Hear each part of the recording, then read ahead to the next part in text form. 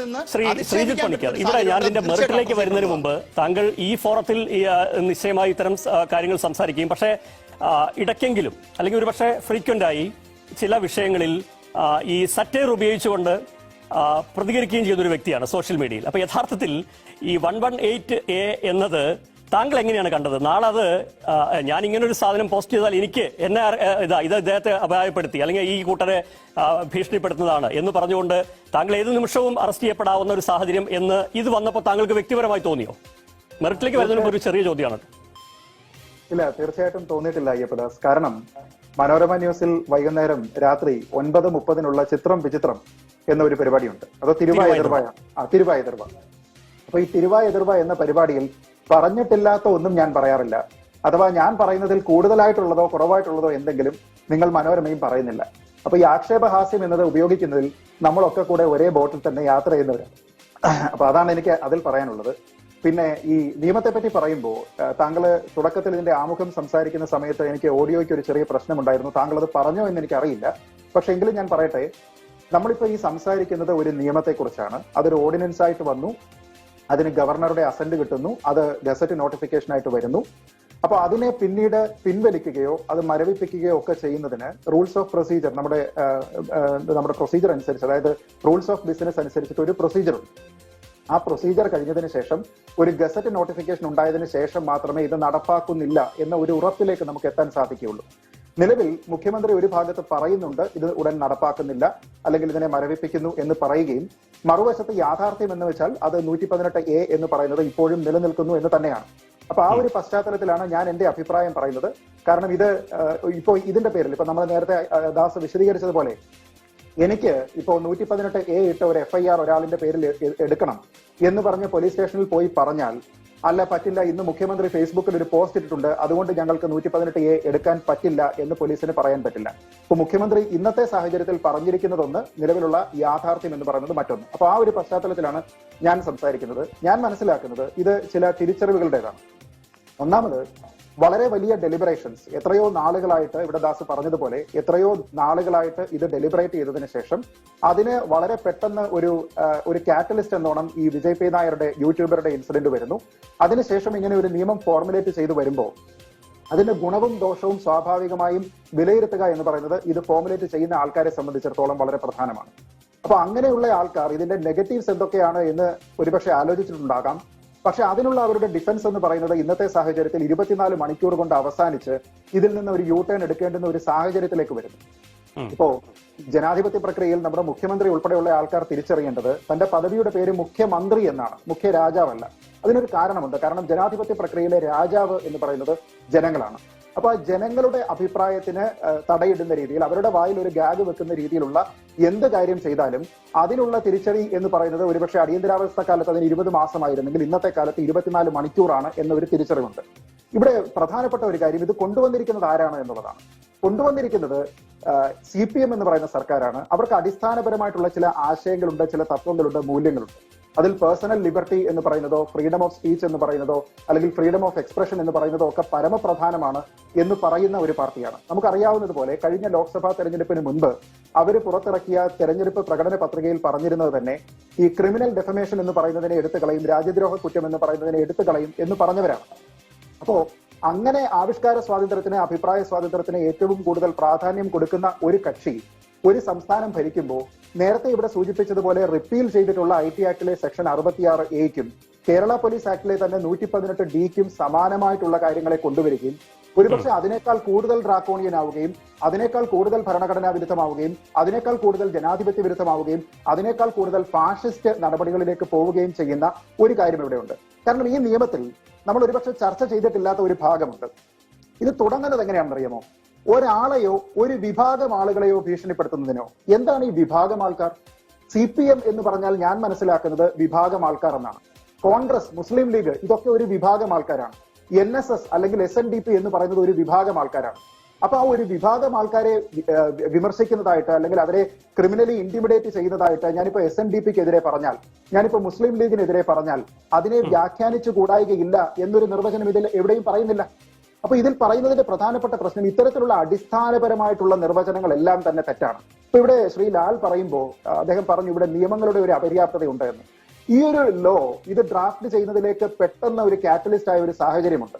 ആ സാഹചര്യത്തിൽ അവിടുത്തെ കംപ്ലൈനന്റ് ആയിരുന്ന നമ്മുടെ ഡബ്ബിംഗ് ആർട്ടിസ്റ്റ് ശ്രീമതി ഭാഗ്യലക്ഷ്മി പറഞ്ഞത് എന്താണ്?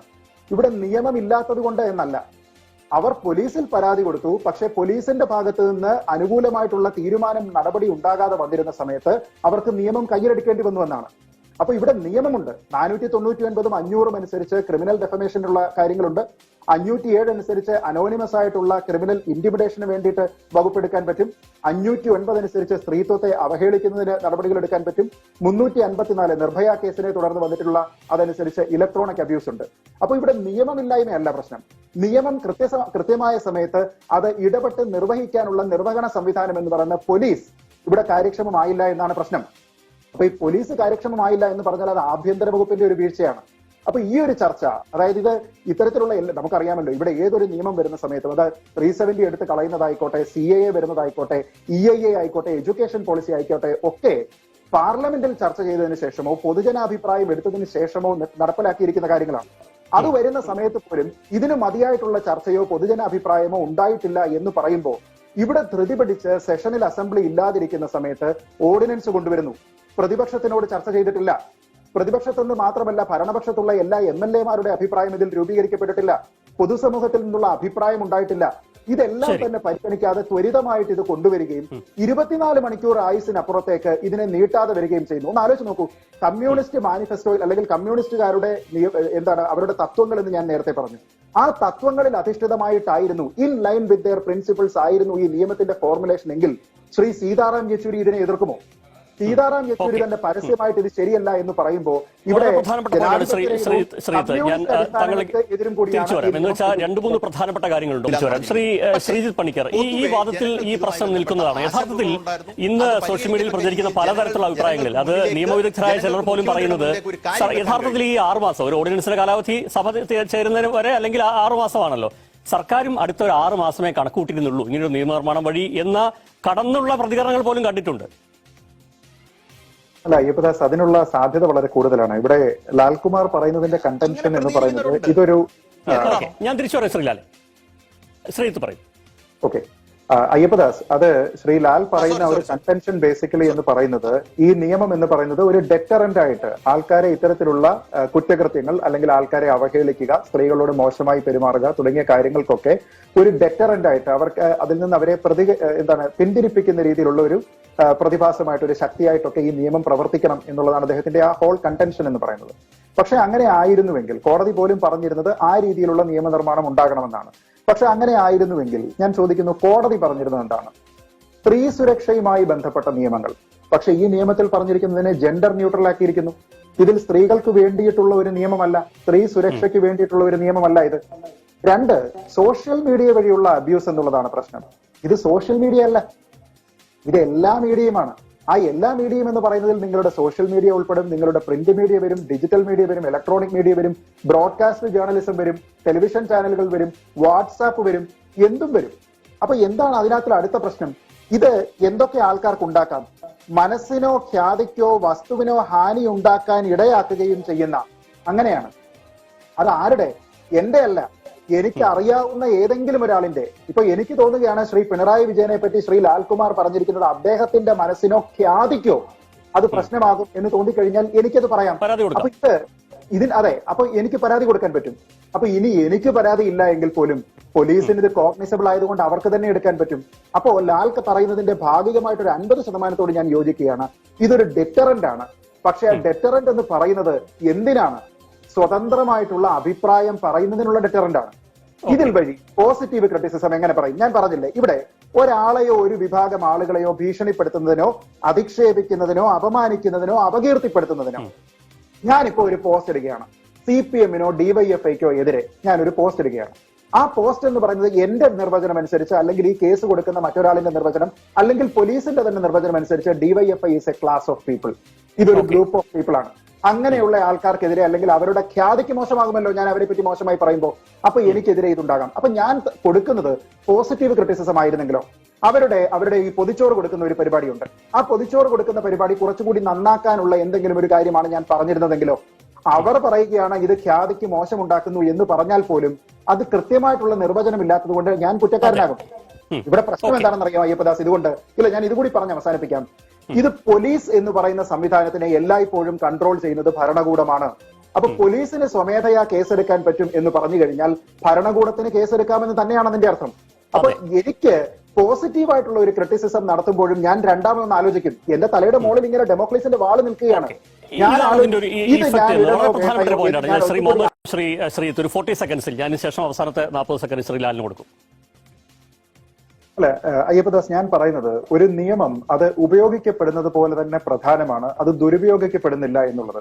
ഒന്ന് ആലോചിച്ച് നോക്കിക്കഴിഞ്ഞാൽ ഈ IT ആക്ടിലെ സെക്ഷൻ 66A ഉണ്ടായിരുന്നപ്പോ 2012 ഒരു ഹർത്താൽ ഉണ്ടാക്കിയിരിക്കുന്ന ബുദ്ധിമുട്ടിനെ കുറിച്ച് ഷഹീൻ ധാഡ എന്ന പേരിലുള്ള ഒരു പെൺകുട്ടി ഒരു പോസ്റ്റ് ഇടുകയും റിനു ശ്രീനിവാസൻ എന്ന് പറയുന്ന ഒരു പെൺകുട്ടി അതിനെ ലൈക്ക് ചെയ്യുകയും ചെയ്തതിന്റെ പേരിൽ ഇവർ രണ്ടുപേരും അറസ്റ്റ് ചെയ്യപ്പെട്ടതാണ്.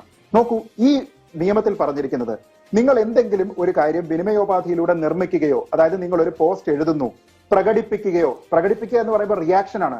നിങ്ങളൊരു ഹഹ സ്മൈലി ഇട്ടു, പ്രസിദ്ധീകരിക്കുകയോ, നിങ്ങൾ പബ്ലിഷ് ചെയ്യുന്നു, പ്രചരിപ്പിക്കുകയോ, നിങ്ങൾ ഷെയർ ചെയ്യുന്നു എന്ന് പറഞ്ഞാൽ അന്ന് ഷഹീൻ ധാഡയ്ക്കും റിനു ശ്രീനിവാസനും ഉണ്ടായ എല്ലാ അപമാനവും എല്ലാ കാര്യവും ഉണ്ടാകാൻ വേണ്ടി വിഭാവനം ചെയ്ത ഒരു നിയമം തന്നെയാണിത്.